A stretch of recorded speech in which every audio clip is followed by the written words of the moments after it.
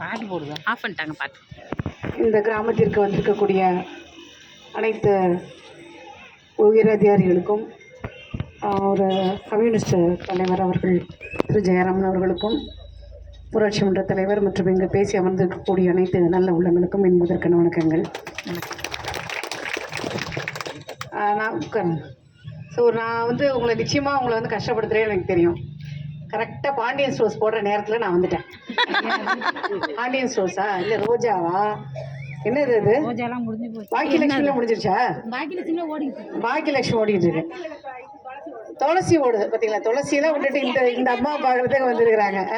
எல்லாரும் பாண்டியன் ஸ்டோர்ஸில் இருக்கிற மாதிரி குமரன் மாதிரி இருக்கணும்னு நினைக்கிறோம். ஆனால் பாக்கியலட்சுமியில் வர அவன் யார்? அவன் கோபிகிருஷ்ணன் மாதிரி எல்லாரும் கொடூரமாக வீட்டுக்காரங்க அமைஞ்சிருக்காங்கன்னு சொல்லி ஒரு அம்மா சொன்னாங்க. உண்மையா அது?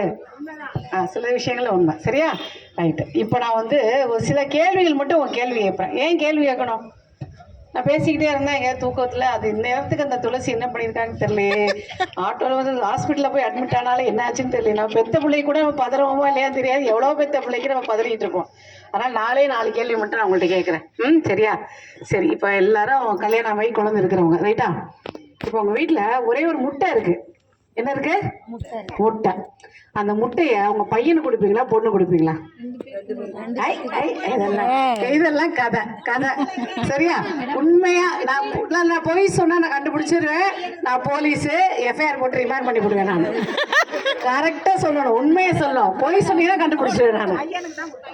பையனுக்குன்றவங்க மட்டும் உண்மையை மனசாட்சி படி பையனுக்குன்றவங்க மட்டும் கை தூக்கணும். 2 பையன் இருக்கவங்களும் கை தூக்க வேணாம். 2 பையன் இருக்கவங்களும் கை தூக்கிக்கல. ஏன்னா பையன் கணக்குல தானே வருது. 2 பையன் இருக்கான். பையன்றவங்க மட்டும் கை தூக்குங்க. உண்மையை தூக்கணும், உண்மையை தூக்கணும். சரியா? சரி. இப்ப இது இன்னொரு கேள்வி கேட்கறேன். இப்ப உங்க அம்மா அப்பா, ரைட்டா? உங்க அம்மா அப்பா இருக்காங்க இல்லையா? உங்க அம்மா உங்களுக்கு கொடுத்தாங்களா முட்டைய? ஒரு முட்டை இருக்குன்னு வச்சுக்கோங்க. உங்களுக்கு கொடுப்பாங்களா? உங்க அண்ணனுக்கோ தம்பிக்கோ ஆம்பளை பையனு கொடுப்பாங்களா? அதை கை தூக்கு. இப்ப கை தூக்குங்களேன். அம்மா பத்தி தானே பேசுறேன். சொல்லுங்களேன், கை தூக்குங்களேன். இப்ப நல்லா தூக்குங்களேன். உங்களை பத்தி சொன்னாதான் நம்ம கேஸ் போட்டுருவோம்னு பயப்படுவீங்க. உங்க அம்மா பத்தி தானே பேசுறோம். சொல்லுங்களேன், கை தூக்குங்களேன். நல்லாவே தூக்கு. பொய்க்கார ஊர், பொய்யூர். இந்த ஊர் வேப்பந்தட்ட ஊர், பொய்க்கார ஊர். உண்மையை சொல்லுங்க. உண்மையை சொல்றவங்க மட்டும்தான் உண்மையானவங்க, நல்லவங்க. அப்படி சொல்லுங்க. தம்பிக்கு தான் கொடுப்பாங்க. நீங்க சொல்லுங்கம்மா, உங்க வீட்டுல எப்படிமா? எங்க வீட்லயும் அப்படித்தான். எங்க தம்பிக்கு தான் கொடுத்தாங்க. எனக்கு என்ன கொடுக்கவே இல்லை. ஷேர் பண்ணி கொடுப்பாங்க. 3 பொண்ணு மேம். நல்லா சொல்லுங்க. 6 பவுன் ஒரே ஒரு பொண்ணு இருந்தா கூட பொண்ணு கொடுக்க மாட்டாங்க. 5 பசங்க ஒரு பொண்ணு இருந்தா கூட பொண்ணு கொடுப்பாங்களா? உங்க அம்மா அப்பா சொல்றேன். இப்பயாவது உண்மையை சொல்லுங்க. இல்லைங்களா? ரைட்டு. உங்க அண்ணன் தான் கொடுத்தாங்க. சரி, ரைட், ஓகே. இப்போ நீங்க வீட்டில் இருக்கீங்க. உங்க அண்ணன் அப்படியே வெளியில வராரு. உங்க அண்ணனோ தம்பியோ. உங்க அம்மா அண்ணனுக்கு போய் தண்ணி வந்துட்டு வா அப்படின்னு சொல்லுவாங்க, ரைட்டா? அதே மாதிரி நீங்க வெளியில போயிட்டு வந்திருக்கீங்க. உங்க அண்ணனையோ தம்பியோ கூப்பிட்டு அக்கா வெளியில போயிட்டு வந்திருக்கா, தண்ணி வந்து கொடுன்னு யாராவது சொல்லியிருக்காங்களா? செய்ய மாட்டேன்னு சொல்லுவாங்க. இல்லைன்னா என்ன பண்ணுவாங்க? அவங்க செய்வாங்களா? இல்ல இதையாவது உண்மையை சொல்லுங்க. உங்க பிள்ளைங்க நீங்களே சொல்லுங்கம்மா. நீங்களே உங்க வீட்டுல பிள்ளைங்க இருக்காங்க. இல்ல நான் சொல்றேன், அப்போ கல்யாணத்துக்கு அப்புறம் இல்ல, இப்ப சின்ன பிள்ளையா இருக்கும்போது உங்க அண்ணன் செய்வாரு. இப்ப செய்வாரா? கல்யாணம் ஆனதுக்கு அப்புறம் கஷ்டம் தான். அண்ணி வந்ததுக்கு அப்புறம் கஷ்டம் அது, ரைட்டா? போனா செய்வாரு, அண்ணி இல்லாத போது செய்வாரு, அன்னைக்கு தெரியாம செய்வாரு, எல்லாம் செய்வாரு. தெரிஞ்சு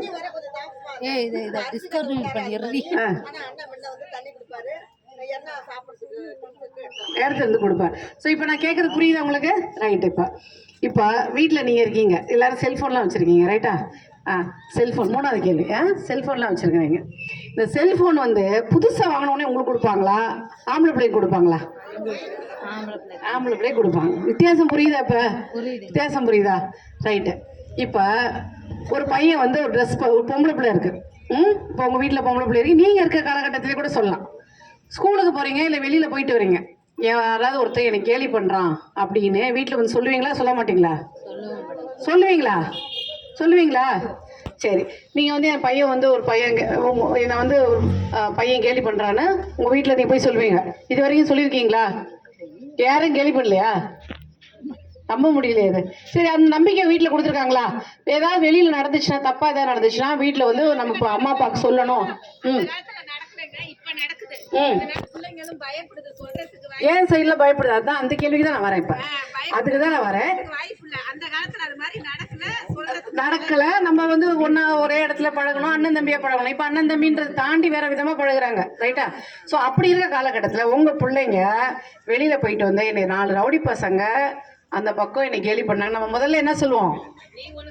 நீ ஒழுங்காரு, நீ அந்த பக்கம் போகாத, நீ அந்த பக்கம் போற, இந்த பக்கம் போ. அப்புறம் என்ன செய்வோம்? ஸோ ஃபோனை பார்த்துட்டு இருக்கும்போது எனக்கு தெரியும் இந்த மாதிரி ஏதாவது நடக்கணும். நீ மேக்கப் பண்ணும்போதே தெரியும் இந்த மாதிரி நடக்கணும்னு சொல்லுவோமா? நீ பவுடர் போடும்போதே தெரியும். அது பாவது பவுடர் போடுறது என்னங்க இருக்குது? அப்ப நீ அது குற்றம் செஞ்சாதான் அந்த 4 ரவுடி பசங்க. ஆனா நம்ம தண்டனை யார் கொடுக்குறோம்? நம்ம பிள்ளை கொடுக்குறோம், பொம்பளை பிள்ளை கொடுக்குறோம். நீ ஏன் அப்படி அந்த பையன் நடந்துக்கிறான்? நீ வீட்லயே வந்து ஒரு முட்டையை கொண்டு போய் அவன் வாயில போய் ஊட்டுறது, அடுப்படி கூட்டிட்டு போய் கறி சாரை கொண்டு போய் ஊட்டுறது, சைக்கிளை வாங்கிட்டு வந்து அந்த அவள் கொடுக்குறது, ஓட்டி முடிச்சதுக்கப்புறம் அந்த பொண்ணுக்கு கொடுக்குறது, செல்போன் யூஸ் பண்ணதுக்கப்புறம் அம்மனே படிச்ச புக்கு தங்கச்சி கொடுக்குறது. அது பரவாயில்ல, சில சமயங்கள்ல இந்த மாதிரி நடக்கும். ஆனா பொம்பளை பிள்ளைக்கு எதுவுமே புதுசு கொடுக்க கூடாதுன்னு சொல்லி பொம்பளை பிள்ளைய வீட்லயே அந்த மாதிரி ஒரு 2ஆம் தரமா நடத்துறோம்னா, 2ஆம் நிலையில நடத்துறோம்னா, அந்த ஆம்பளை பையனுக்கு என்ன தோணும் உனக்கு? ஓ, ஆம்பளை பிள்ளைய பிறந்து பெரிய கௌரவம் போட்டிருக்கு, அப்ப ஆம்பளை பிள்ளைய பிறந்து என்ன வேணா செய்யலாம் அப்படின்னு சொல்லி என்ன செய்யறான்? ரோட்ல என்ன கேலி பண்றான். நீ வந்து இந்த மாதிரி ட்ரெஸ் பண்ணாதான்னு பொம்பளை பிள்ளைங்க சொல்லி கொடுக்குறோம்ல, நீ எப்படி ட்ரெஸ் பண்ணாலும் பிள்ளைய பார்க்காதன்னு சொல்லி கொடுக்குற ஆம்பளை பையனுக்கு அதான் சொல்லி கொடுக்கும். அதுவும் ஒரு உயிர் தான். நீங்க வீட்டுல நீங்க இந்த மாதிரி பாகுபாடு ஒரு முட்டையை கொண்டு போய் பையனுக்கு ஊட்டினீங்கன்னா அவன் என்ன நினைப்பான்? அப்ப ஆம்பளை பிள்ளை என்ன கௌரவம் போட்டிருக்கு, வீட்லயே அந்த கௌரவம் கிடைக்கும், வெளியில அந்த கௌரவத்தை எக்ஸ்டெண்ட் பண்றான். அப்படி பண்ணும்போது நம்ம யார் தப்பு யார் மேல இருக்கு? அவன் மேல. அப்ப நம்ம மாத்திக்கலாமா? ரைட். அடுத்தது, எத்தனை வயசுல கல்யாணம் பண்ணலாம்? 18. பொம்பளை பிள்ளைங்க. ஆம்பளை பிள்ளை பத்தி கவலை இல்லை, அவன் என்னைக்காவது இருந்தாலும் 23 போய். அடுத்து 18 வயசு சொல்றாங்கல்ல. நீ நம்ம எப்ப ஒரு பண்ணலான்னு ஒரு ஐடியால இருக்கிறோம், அதை சொல்லுங்க முதல்ல. 20 வயசு. 20 வயசுலயா? உண்மையை சொல்லும், உண்மையை சொல்லும். இங்க பாருங்க, நம்ம தமிழ்நாட்டிலேயே நம்ம மாவட்டத்துலதான் 18 வயசுக்கு கீழே அதிகம். அப்ப என்ன மனசுல என்ன தோணுது பாருங்க, நீங்க யோசிங்க. 18 வயசு கீழே இருந்தா 15 வயசு ஆச்சா எவங்க கையில இப்ப நீங்க முட்டையை ஊட்டுறீங்களா? அது என்ன காரணம்னு யோசிச்சு பார்த்திருக்கீங்களா? ஏன் ஆம்பளை பையன் மட்டும் ஊத்துறோம்? வீட்டுல வச்சிருக்க பயம். அப்ப என்ன ஆம்பளை பையன் அவன் யாருக்கும் ஒரு ஆளு தங்கச்சியோ அக்காவோ தானே, அவன் வீட்டுல அவன் ஒழுங்கா வளர்த்துருந்தா நம்ம பிள்ளைய நம்ம ஒழுங்கா கரெக்டா வளர்த்துக்கலாம் இல்லையா? 18 வயசுக்கு அப்புறம் ஏன் பயப்படுறீங்க?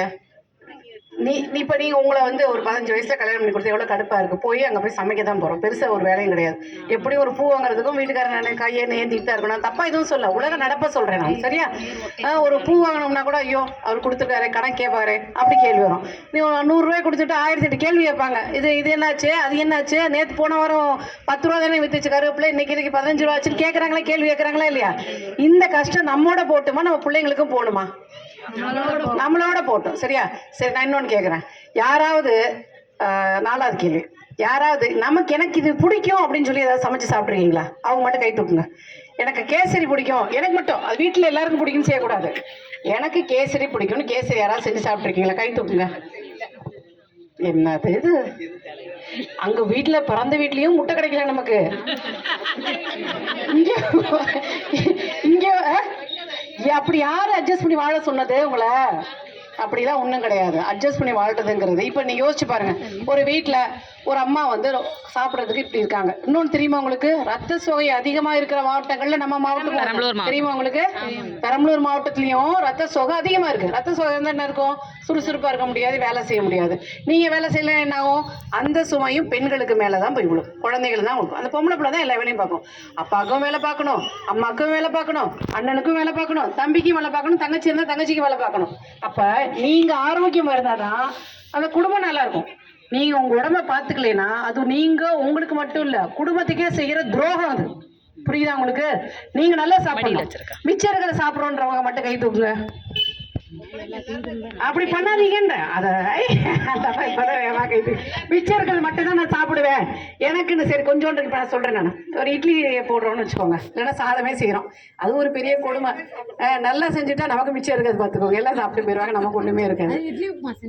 இட்லி உப்பு எக்ஸஸ் இருந்தா தானே கம்மி. இப்போ நல்லா பண்றீங்க, சட்னி சாம்பார் 2 பண்ணிட்டீங்க, அது உடம்பு சத்தா யோசிச்சு பாரு. அப்புறம் எப்படி நம்ம ரத்த சோகை இல்லாம இருக்கணும்? பொருள் எப்படி இல்லாம இருக்கும்? அப்ப நம்ம உடம்ப நம்ம பாத்துக்கலாம். மிச்சம் இருக்கிற சாப்பிடணுன்ற கான்செப்டே தப்பு. அதே போல அது என்னது, நம்ம வயிறு என்ன குப்பை தொட்டியா? நமக்கு ஏதோ ஒண்ணு தோணுது. இன்னைக்கு நான் கறி எடுத்து சாப்பிட்டுருக்கேன், எனக்கு ரொம்ப பிடிச்சிருச்சு, கறி நான் மட்டும் சாப்பிட்டேன் அப்படின்றவங்க மட்டும் கை தூக்குங்க. ஏன் அப்படி குற்றவாளி நினைக்கிறீங்க? பெண்கள்லாம் அட்ஜஸ்ட் பண்ணி தான் போகணும், பட்னியா கிடைக்கணும், மிச்சத்தான் சாப்பிடணும், அப்பதானே உண்மையான தாய் அப்படின்னு யாரு உங்களுக்கு சொல்லி கொடுத்தது? நீங்க நல்லா இருந்தாதான் குடும்பம் நல்லா இருக்கும். யோசிச்சு பாருங்க.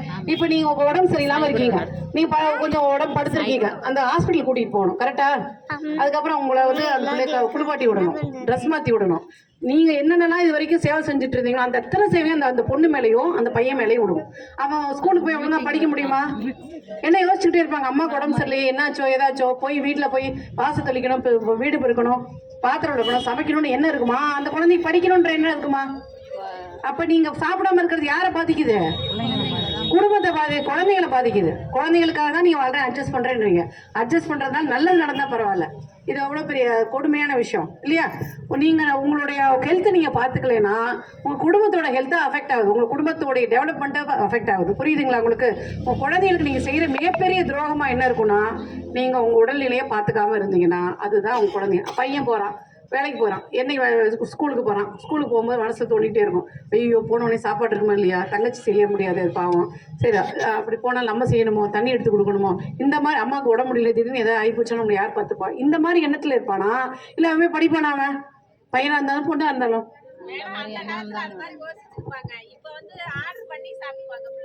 இல்லம்மா, அது நல்லது.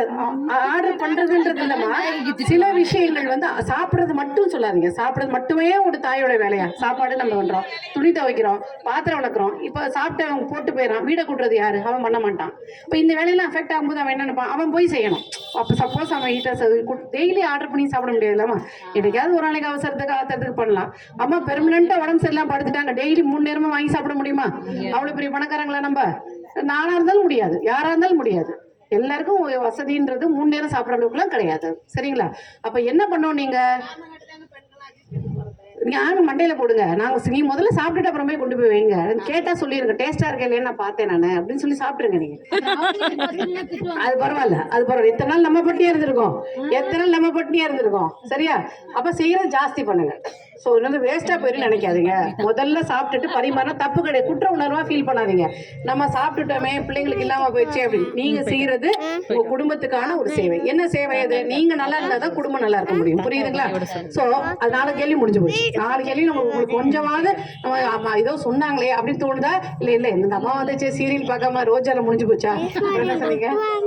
பாண்டியன் ஸ்டோர்ஸ், துளசி, வானத்தை போல, அப்புறம் என்ன இருக்கு? சுந்தரி. சுந்தரியில முடிஞ்சிச்சுவா, ஓடுதா? நீங்களும் பாக்குறது உட்காந்துட்டு. சரி, கயல், அப்புறம் ஆனந்தி.